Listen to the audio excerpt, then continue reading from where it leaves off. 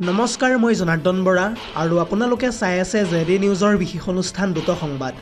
আজিৰ দিনটোৰ প্ৰথমটো খবৰেই হৈছে এটা বহুতেই বেছি গুৰুত্বপূৰ্ণ খবৰ।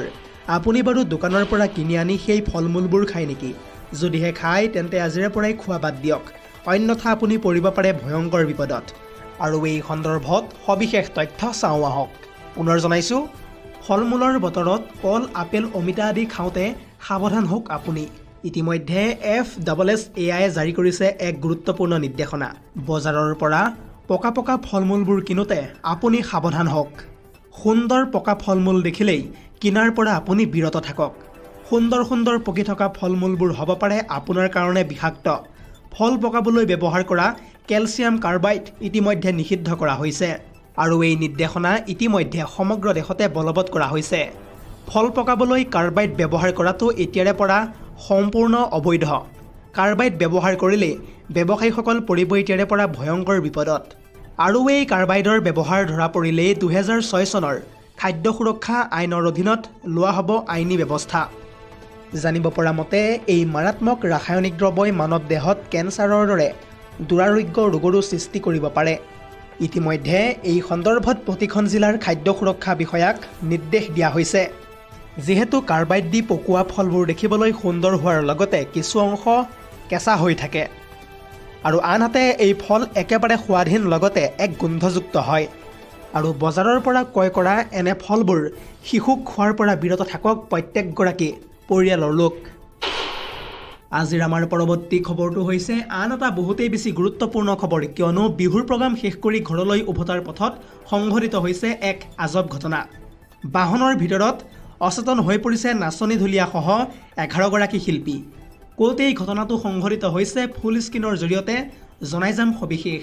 পুনৰ জনাইছোঁ, বিহুৰ প্ৰগ্ৰাম শেষ কৰি ঘৰলৈ উভতাৰ পথত সংঘটিত হৈছে এক ভয়ংকৰ ঘটনা। বাহনৰ ভিতৰতে অচেতন হৈ পৰিল বিহু দলৰ কেইবাগৰাকীও সদস্য। মংগলদৈৰ দীঘিৰ পাৰত বিহু মাৰি ঘৰলৈ উভতিছিল পাঠশালাৰ পৰি হৰেশ্বৰ বিহু দল আৰু তাৰ পাছতেই স্থানীয় লোকৰ তৎপৰতাত অচেতন হৈ পৰা নাচনী ঢুলীয়াক উদ্ধাৰ কৰি ভৰ্তি কৰোৱা হৈছিল চিকিৎসালয়ত। মংগলদৈ অসামৰিক চিকিৎসালয়ত এতিয়াও চলি আছে বিহু দলটোৰ চিকিৎসা সেৱা আৰু বৰ্তমানেও চিকিৎসাহীন অৱস্থাত আছে 11গৰাকী শিল্পী। আৰু বৰ্তমান সময়ত বিহু দলটোৰ অসুস্থতাক লৈ সৃষ্টি হৈছে ৰহস্যৰ। অৱশ্যে এই ঘটনাটোৰ সন্দৰ্ভত এতিয়াও মুখ খোলা নাই বিহু দলটোৰ কোনো এজন সদস্যই। আৰক্ষী আৰু চিকিৎসকৰ তীব্ৰ অনুসন্ধান এতিয়াও অব্যাহত আছে বুলি জানিব পৰা গৈছে। দৰ্শকসকল, আৰু বহুতো গুৰুত্বপূৰ্ণ খবৰ আছে। যদিহে আপুনি এতিয়ালৈকে এই ভিডিঅ'টোত লাইক কৰা নাই তেন্তে এতিয়াই লাইক কৰি দিয়ক আৰু এনেধৰণৰ খবৰসমূহ প্ৰত্যেক দিনে পাই থাকিবৰ কাৰণে চেনেলটো ছাবস্ক্ৰাইব কৰি ভিডিঅ'টোত এটাকৈ লাইক কৰি দিব। আজিৰ আমাৰ পৰৱৰ্তী খবৰটো হৈছে আন এটা বহুতেই বেছি গুৰুত্বপূৰ্ণ খবৰ, কিয়নো ইতিমধ্যে ইৰাণে সম্পূৰ্ণৰূপে খুলি দিলে ষ্টেট অৱ হৰমুজ। লগতে ইৰাণে ষ্টেট অৱ হৰমুজৰ সকলো পথ খুলি দিয়াৰ পিছতে আমেৰিকাৰ ফালৰ পৰা কি কি মন্তব্য কৰা হৈছে সবিশেষ জনাম ফুল স্ক্ৰীনৰ জৰিয়তে। পুনৰ জনাইছোঁ, ভাৰতৰ লগতে সমগ্ৰ বিশ্ববাসীলৈ সকাহ দিলে এতিয়া ইৰাণে। যিহেতু ইতিমধ্যে হৰমুজ জলদ্বীপ সম্পূৰ্ণৰূপে মুকলি কৰি দিছে ইৰাণে আৰু হয়তো এইকেইদিনতে হ্ৰাস পাব পাৰে পেট্ৰল ডিজেলৰ আন্তঃৰাষ্ট্ৰীয় মূল্য। ষ্টেট অৱ হৰমুজত এতিয়াৰে পৰা নাথাকিব কোনো ধৰণৰ বাধা। ইতিমধ্যে এই সন্দৰ্ভত স্পষ্ট কৰি দিছে ইৰাণৰ ফালৰ পৰা আৰু জলপথত পুনৰ তীব্ৰতৰ হ'ব বাণিজ্যিক জাহাজৰ চলাচল। আৰু যুদ্ধৰ পৰিৱেশ শান্ত হোৱাৰ পাছতেই ইৰাণে এনেদৰে গ্ৰহণ কৰিছে কূটনৈতিক পদক্ষেপ। আৰু ইৰাণে গ্ৰহণ কৰা সেই সিদ্ধান্তৰ মাজতে আমেৰিকাই স্পষ্টভাৱে হুংকাৰ প্ৰদান কৰি কয় যে নমনীয় নহয় কেতিয়াও মাৰ্কিন ৰাষ্ট্ৰপতি ডনাল্ড ট্ৰাম্প। ইৰাণৰ ওপৰত অব্যাহত সদায়ে থাকিব আমেৰিকাৰ সেই প্ৰতিবন্ধকতা। ইৰাণৰ বন্দৰসমূহৰ ওপৰত আমেৰিকাৰ নজৰ সদায়ে থাকিব। এনেদৰে এতিয়া পোনপটীয়াকৈ ডাঙৰ মন্তব্য কৰিছে মাৰ্কিন ৰাষ্ট্ৰপতি ডনাল্ড ট্ৰাম্পে। পৰৱৰ্তী খবৰটো হৈছে আন এটা বহুতেই বেছি গুৰুত্বপূৰ্ণ খবৰ, কিয়নো সাৱধান হওক সমগ্ৰ ৰাজ্যবাসী। 70 কিলোমিটাৰ বেগেৰে আহিব প্ৰচণ্ড ধুমুহা বৰষুণ। আগন্তুক 21 এপ্ৰিল পৰ্যন্ত ৰাজ্যৰ কেইবাখনো জিলাত ইতিমধ্যে এলাৰ্ট জাৰি কৰিছে বৰজাস্থিত আঞ্চলিক বতৰ বিজ্ঞান কেন্দ্ৰই। আৰু এই সন্দৰ্ভত সবিশেষ জনাম ফুল স্ক্ৰীনৰ জৰিয়তে। পুনৰ জনাইছোঁ, ইতিমধ্যে কলা হৈ পৰিছে মহানগৰীৰ আকাশ আৰু যিকোনো মুহূৰ্তত আহিব পাৰে প্ৰচণ্ড ধুমুহা বৰষুণ। আহি থকা 21 এপ্ৰিল পৰ্যন্ত জাৰি কৰা হৈছে কেইবাখনো জিলাত এলাৰ্ট। ধুমুহা বৰষুণৰ আগজাননী ইতিমধ্যে জাৰি কৰিছে বৰজাস্থিত আঞ্চলিক বতৰ বিজ্ঞান কেন্দ্ৰই। ৰাজ্যৰ 16খনকৈ জিলাত সতৰ্কবাণী জাৰি বতৰ বিজ্ঞান কেন্দ্ৰৰ।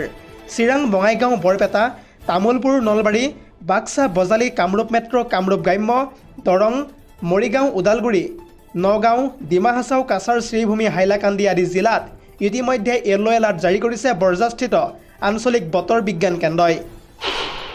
পৰৱৰ্তী খবৰটো হৈছে আন এটা বহুতেই বেছি গুৰুত্বপূৰ্ণ খবৰ, কিয়নো কেইটিমান মুহূৰ্তৰ পূৰ্বে মুখ্যমন্ত্ৰী হিমন্ত বিশ্ব শৰ্মাই পশ্চিমবংগৰ পৰাই মমতা বেনাৰ্জীক কটাক্ষ কৰি কেইবাটাও গুৰুত্বপূৰ্ণ মন্তব্য কৰিছে। মুখ্যমন্ত্ৰীগৰাকীয়ে এই সন্দৰ্ভত কি কৈছে ফুল স্ক্ৰীনৰ জৰিয়তে জনাই যাম সবিশেষ। পুনৰ জনাইছোঁ, মমতা আৰু অনুপ্ৰৱেশকাৰীৰ মাজত আছে আই লাভ ইউৰ দৰে সম্পৰ্ক।